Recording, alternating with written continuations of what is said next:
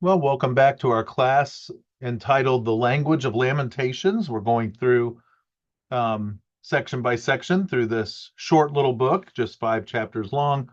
And this week we are finally up to one of the more positive sections. In fact, really the only positive section.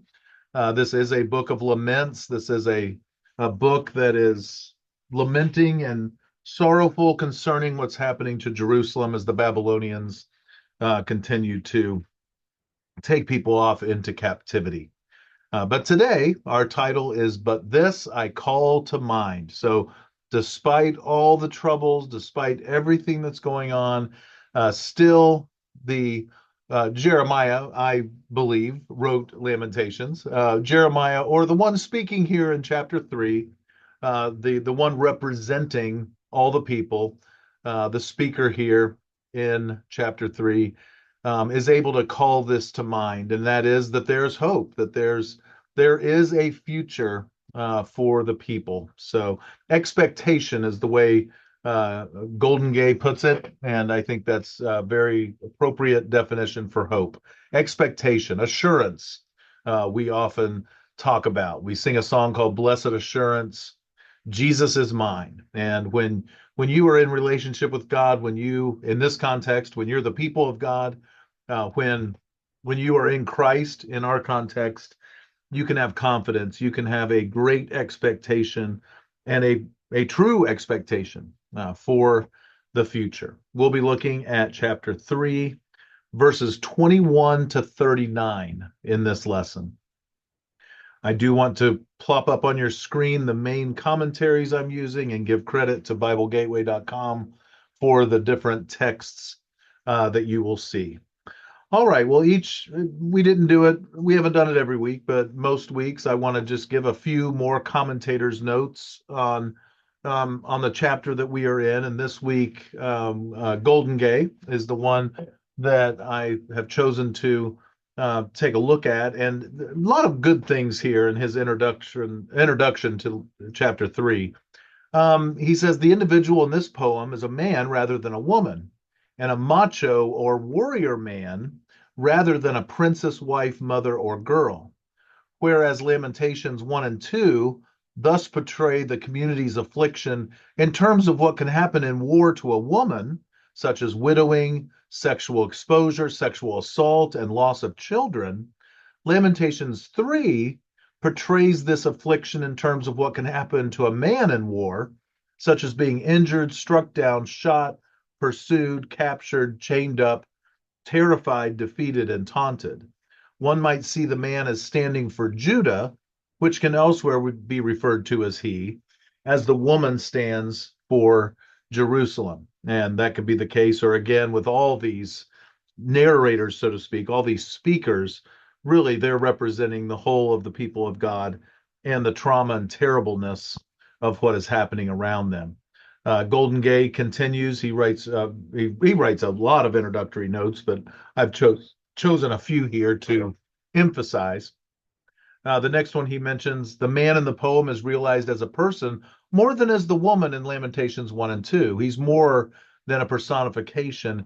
He resembles Job. And several times Golden Gay will compare things in the text with the book of Job. And I find that really interesting and just something to think about as one contemplates people who are going through affliction and troubles. The man does not make Yahweh the subject of verbs describing the current attacks.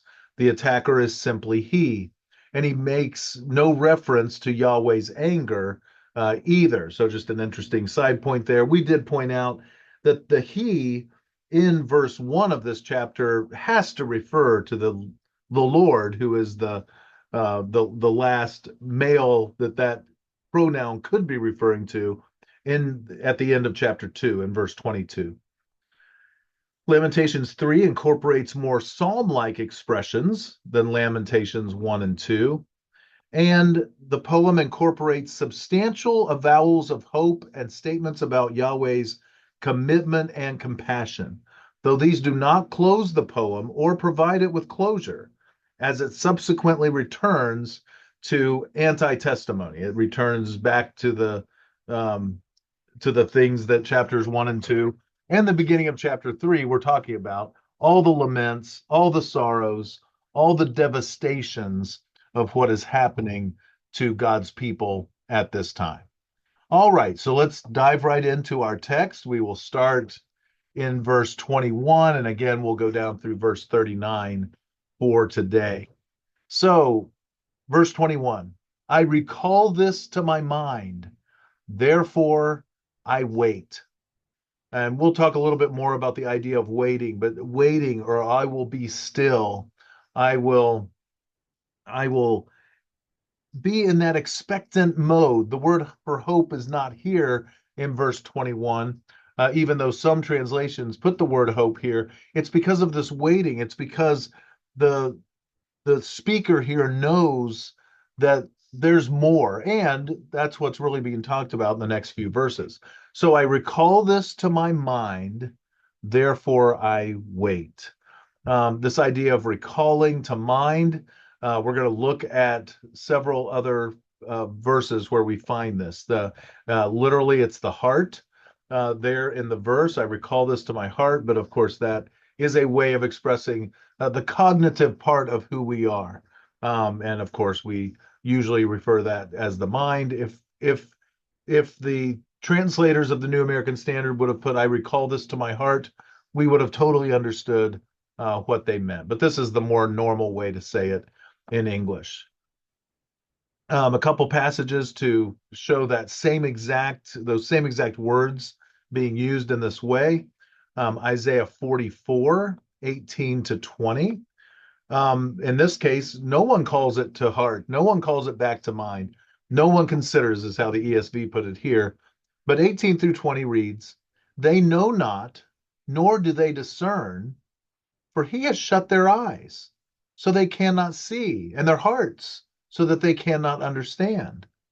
No one considers, nor is there knowledge nor discernment to say, half of it I burned in the fire.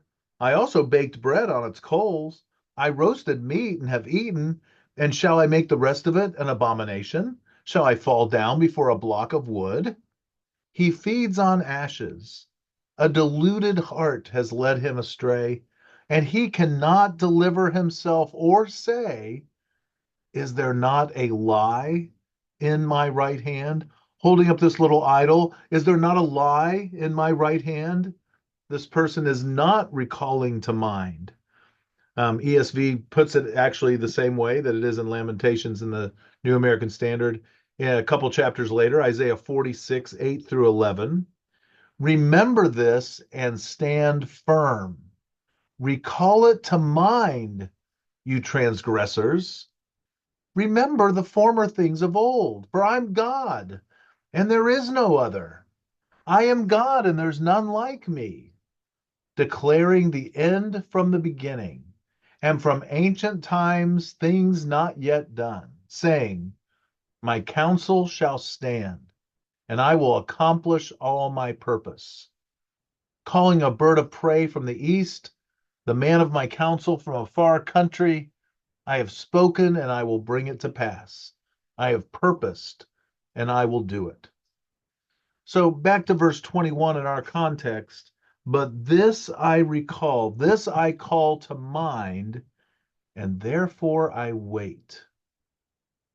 So despite all the things being mentioned, the tragedies, the sorrows, the devastations, the despair, this I call to mind and I wait. And what are those things?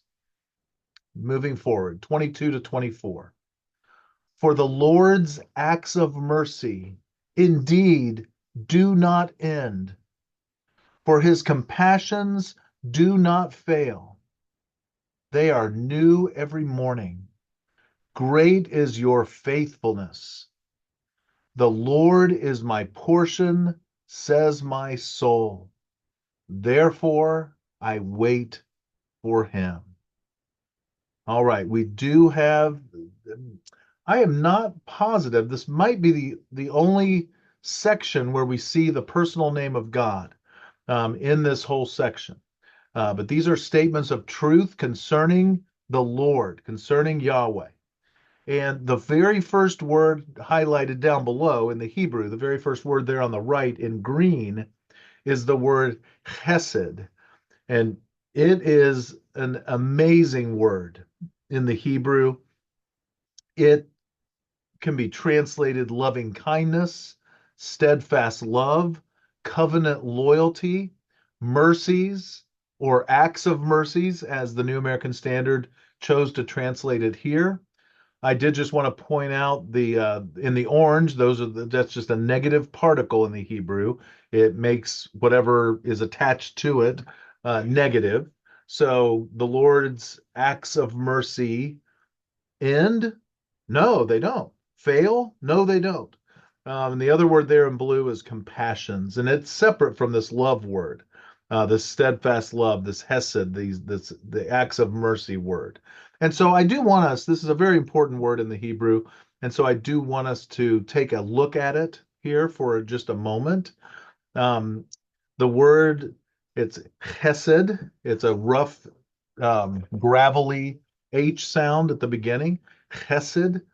And this is just a Google AI overview, and I thought it was just fine. We'll look at some other stuff too, of course. The Hebrew word hesed is often translated as grace or loving kindness in English, but it can also be translated as mercy or love. It's one of the most difficult words in the Bible to translate because it can convey multiple concepts, such as loyalty, love, mercy, and kindness. Different passages emphasize different aspects of the word. For example, the Holman Christian Standard Bible, or simply the Christian Standard Bible, translators often translate hesed as faithful love. And that's a great translation of this word.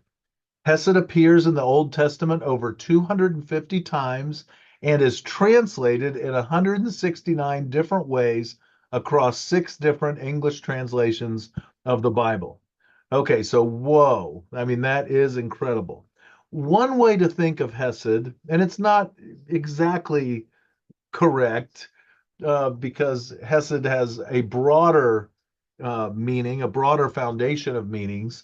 But when we think of agape love in the Greek, we think of the perfect love. We think of the love that only God can do the way it ought to be done. And that's kind of true with this idea of Hesed. It's not just love, but it's steadfast love. It's not just loyalty, but it's covenant loyalty. It's not just mercy, but it's mercy that's faithful. It's mercy that has faithfulness attached. All these different things kind of working together. It is kind of the perfect way in which God cares for his people. And so that is a way to look at that. Let's look at a few passages that use this word. Obviously, as it said, it's used over 250 times in the Old Testament. We're not going to look at all those, obviously. Isaiah 54, 9 and 10. This is like the days of Noah to me. As I swore that the waters of Noah should no more go over the earth, so I have sworn that I will not be angry with you and will not rebuke you.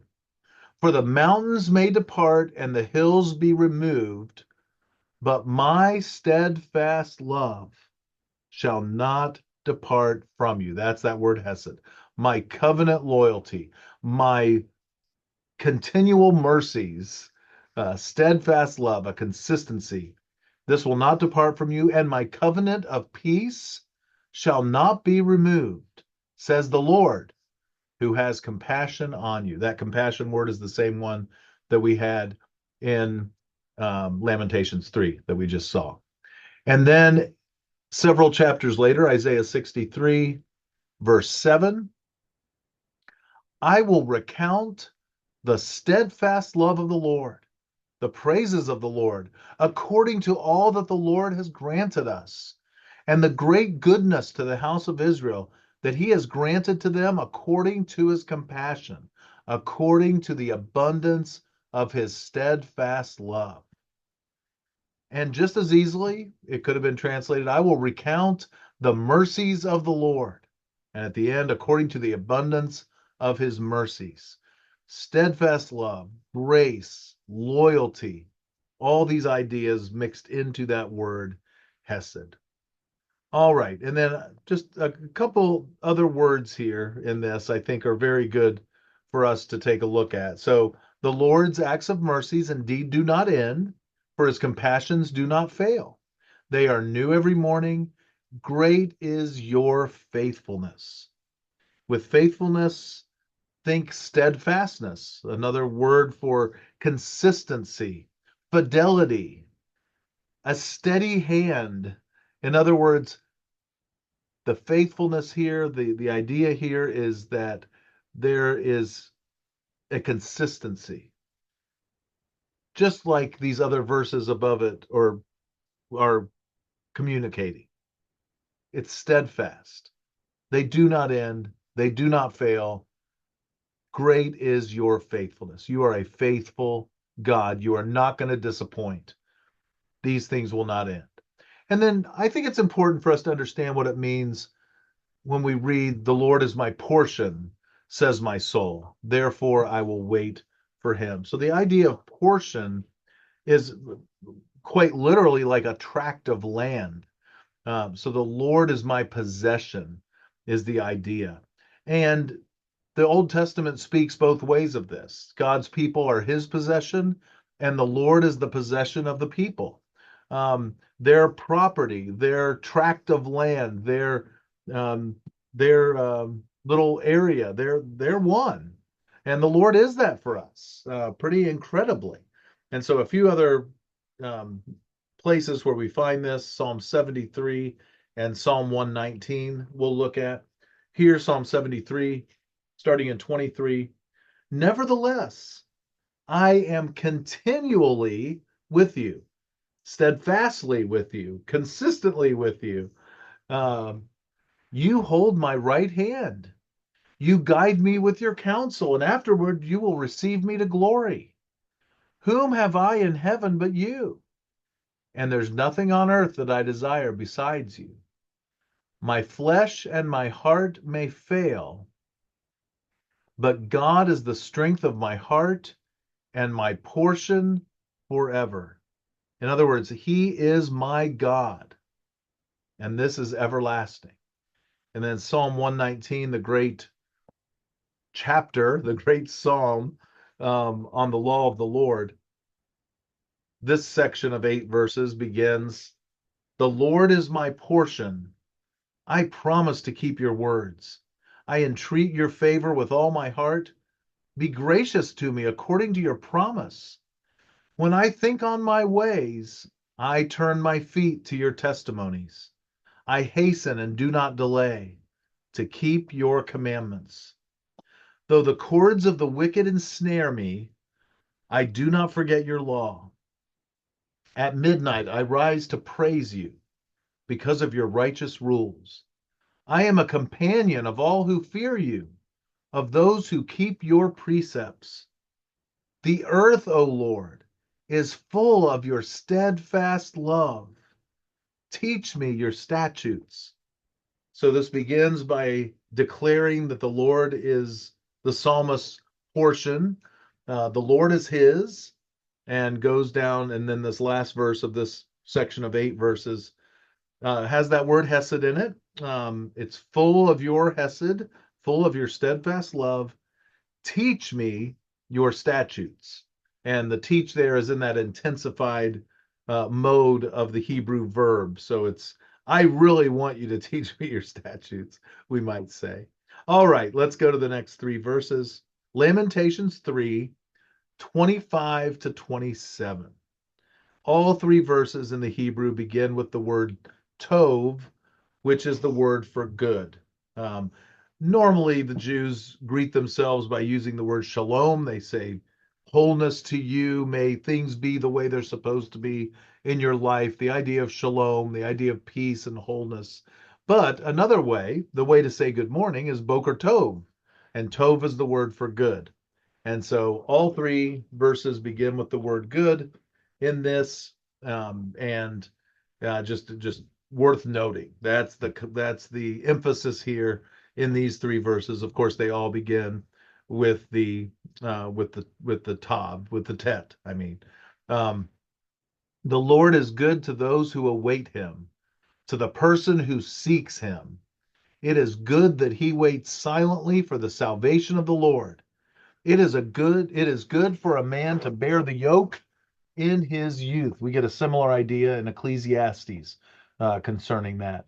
But the Lord is good to those who await him. The whole idea of waiting upon the Lord, the whole idea of being patient is important in Scripture, Old Testament and New Testament.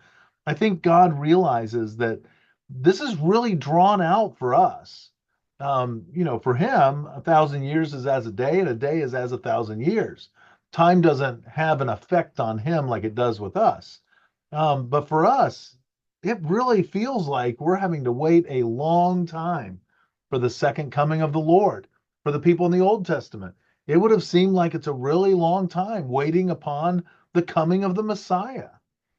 I think God understands that. So he encourages us to wait, to seek, to wait silently, to bear the yoke, to really kind of, it would be, deal with it. The idea of just maintaining composure through the things that we have to deal with, trials and temptations, hardships. Think of what the people are going through here. We've read 2.5 chapters of just terribleness. But still, the Lord is good to those who await him, to the person who seeks him. It is good that he waits silently for the salvation of the Lord. It is good for a man to bear the yoke in his youth. All right, the next three, 28 to 30. Continuing this idea of waiting and being quiet. Let him sit alone and keep quiet, since he has laid it on him. Let him put his mouth in the dust. Perhaps there is hope. Let him give his cheek to the one who is going to strike him. Let him be filled with shame. And so I really struggled to understand some of these verses, even in the context of our despair and wallowing in the mire, sackcloth and ashes, as we go through this book. So the idea here probably is, in verse 28, a continuation of 25, 26, and 27. The idea of bearing that yoke, the idea of just waiting, being silent before the Lord, since he has laid it on him. The New American Standard here capitalizes the he, the H in the he, implying the Lord, and that's probably the case, but we're not sure. And with the rest of these verses in this section here, let him, the person who is waiting, the person who is trusting in the Lord in this case, and expecting things out of the Lord, having hope, let him put his mouth in the dust. The idea there is bow down to the point, worship to the point that your face is in the dust or the ashes. So it could be that it is that the narrator, the man here in this chapter, has laid it upon himself. He has put his mouth in the dust. He has given his cheek to the one who's going to strike him. These three together could be all submissive acts. And so it could be that this one is laying it upon himself. But probably the capital H is good. God is the one doing all these things in judgment. And even in the midst of that, though, in this section, we're talking about the hope and the person who continues to have that expectation for the Lord. So it could be the individual. I probably belabored that a little bit too long. But anyway, bottom line is, this person at this point, the person who has hope, the person who thinks perhaps there is a chance, some expectation here, I'm going to bow down. I'm going to put my mouth in the dust. I'm going to give my cheek over to the one who is going to strike me. By the way, those words are the same words. So let him give his mouth in the dust. And that's not how we would say it in English, but he's giving his mouth, giving his body to the full extent, giving his cheek to the one. I mean, these are submissive acts here. And then the final line, let him be filled with shame, it was actually Golden Gay with this. He he translates that. He translates this whole thing as these are things that will happen. He will, and in the tense of the verb, it is up for kind of grabs here. So he will sit alone and keep quiet, since he has laid it on him. He will put his mouth in the dust. Perhaps there is hope. He will give his cheek to the one who is going to strike them.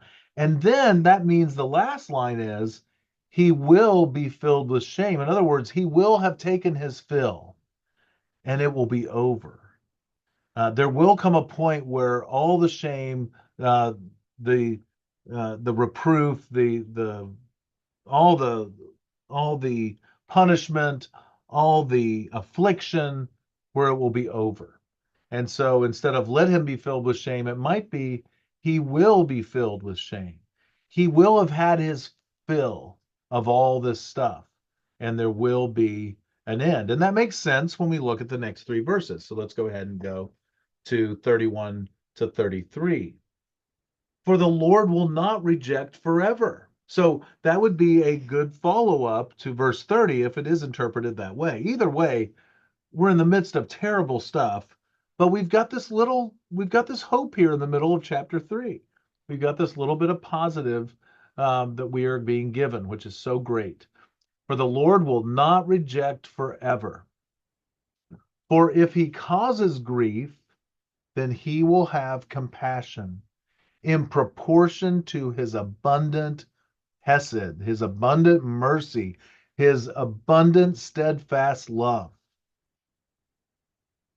For he does not afflict willingly or grieve the sons of mankind. Now, the grieve at the bottom in verse 33 is that intensified tense. So but in this case, it's the not. He does not afflict willingly or grieve the sons of mankind. This is going to come to an end. This is going to change. So he will have compassion in proportion to his abundant mercy. The causes grief up in verse 32. It's the same word for grief, but it's in a tense. It's not in the intensive. It's in the causal form, and so it's he causes grief. But I did just want to point out it's the same word, yaga. So okay, I think that's all I wanted to mention on this. We have the word for. I think that's worth noticing. Notice all three verses in the Hebrew begin with the same word. It's ki, and it means for or because. So we read the above, because the Lord will not reject forever. Because if he causes grief, then he will have compassion in proportion to his abundant mercy. Because he does not afflict willingly or grieve the sons of mankind. So obviously, for means exactly the same thing. One of the meanings of for is exactly the same as because. And that's how the New American Standard chose to translate that here.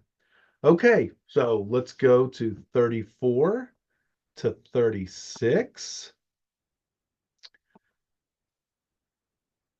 To crush under one's feet all the prisoners of the land, to deprive a man of justice in the presence of the Most High, to defraud someone in his lawsuit, of these things the Lord does not approve. All right, so that is how the New American Standard has translated this. The word approve there is see. Of these things the Lord does not see. And so it's there's question on how exactly to translate this. The Lord, if we say the Lord does not see these things, then what we're saying is basically he does not approve. These are not things that he wants to see. These are not things that he is blessing. These are things that should not be before him, so to speak. So one of them is to crush under one's feet all the prisoners of the land. Another, number two, to deprive a man of justice in the presence of the Most High, and to defraud someone in his lawsuit. All these things are unacceptable. And we know that from many, many scriptures, especially injustice. I mean, God hates dishonest scales. He does not like things to be untrue or unjust. Now, the verb for crush and the verb to defraud, and by the way, defraud is more like a twisting, to twist someone, meaning defraud, to mess with them. Those are both in that intensive form in the Hebrew. Deprive is just the other verb that we're looking at but it's not in that same form. And then in the presence of the Most High, I did want to take a moment to talk about that phrase in the green. The Elyon is the word for Most High. Um, and you might have seen charts of the names of God or something like that and saw Elyon or even El Elyon, which is a different L, but it would mean God Most High if it's El Elyon. The Elyon is Most High. And then the word for face is there, which we've talked about before. It means if something is before something or someone, it's in their presence. And so that's exactly what we have here. We have in front of the face, and this is kind of intensified because it not only has the face, but it has in front of the face. And so in the presence, and that's being emphasized here. So for someone to deprive a man of justice in the presence of the Most High, that is really, we would say, an abomination. That is something obviously the Lord does not approve, something that the Lord does not see in the sense that he's approving it. He does not, that is not something he wants to see. We might say it in English. All right. Hopefully those three verses make sense to you. And another note here, Jeremiah was a prisoner. He was deprived of justice. He was mistreated in every possible way. And so this really could be almost autobiographical here, but definitely Jeremiah would not have been the only one crushed under one's feet. He would not have been the only one deprived of justice during this time. He would not have been the only one defrauded. Um, People were being mistreated during this time. Jeremiah absolutely was one of them. All right, and then our last three verses for today, 37, 38, and 39. Who is there who speaks and it comes to pass, unless the Lord has commanded it? It is not from the mouth of the Most High that both, is it not from the mouth of the Most High that both adversity and good proceed? Of what can any living mortal or any man complain in view of his sins? So the meaning here is, of course, if the Lord is punishing or judging or blessing, who can complain? He's the potter. We are the clay. And in this case, of course, nothing, even from a human perspective, is random. This is punishment. This is judgment. This is the Lord making these things happen to the people.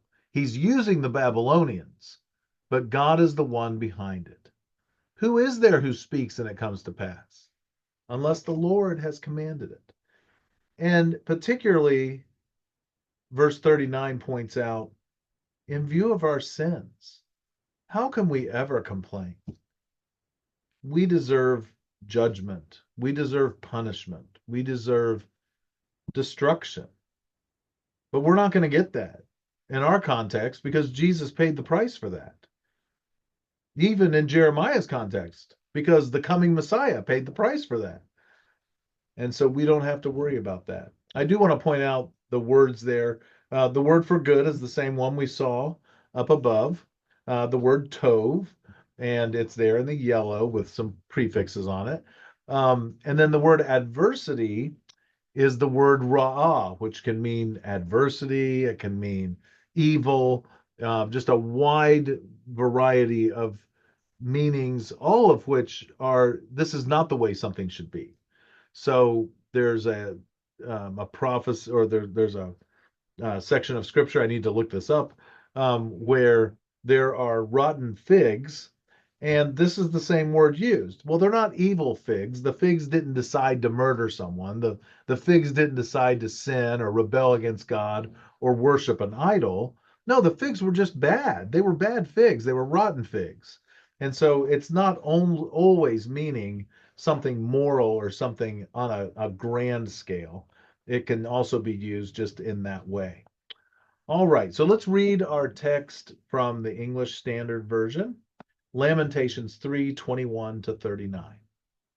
But this I call to mind, and therefore I have hope.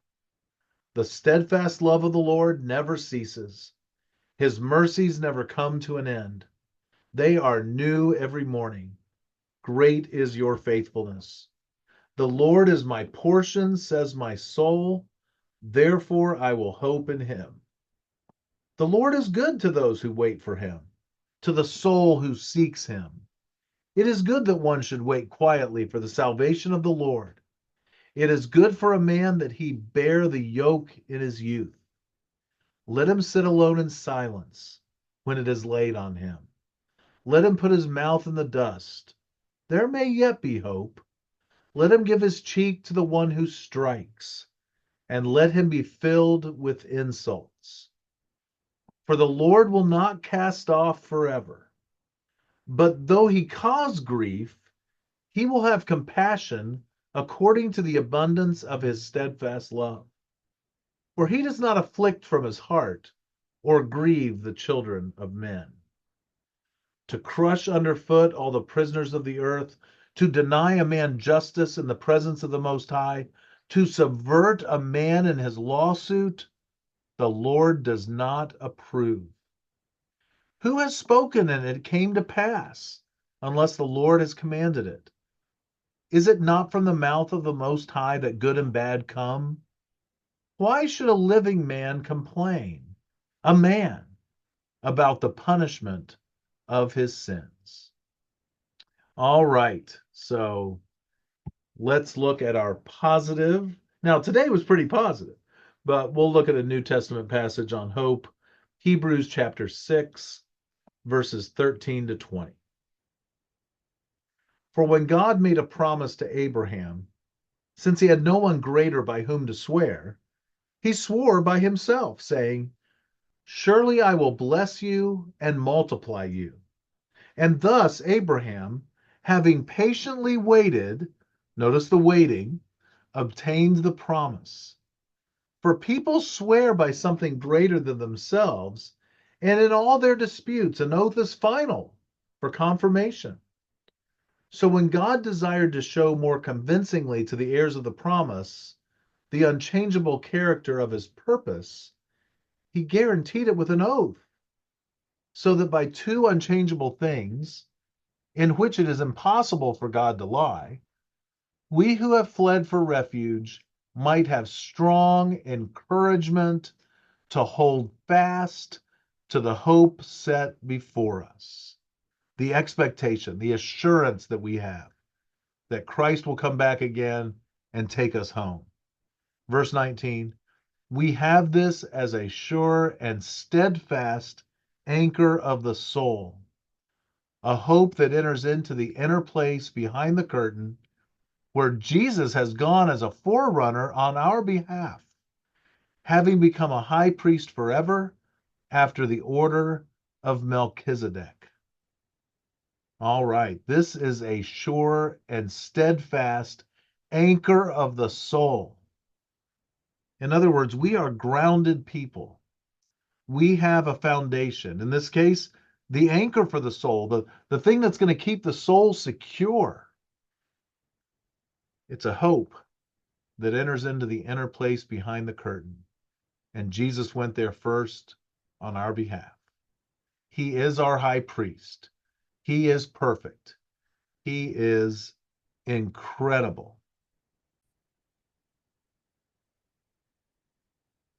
All right, so next week we will finish chapter 3. We will look at verses 40 to 66. The title for next week is Let Us Test and Examine Our Ways. Well, may the Lord continue to bless us and keep us as we study his word.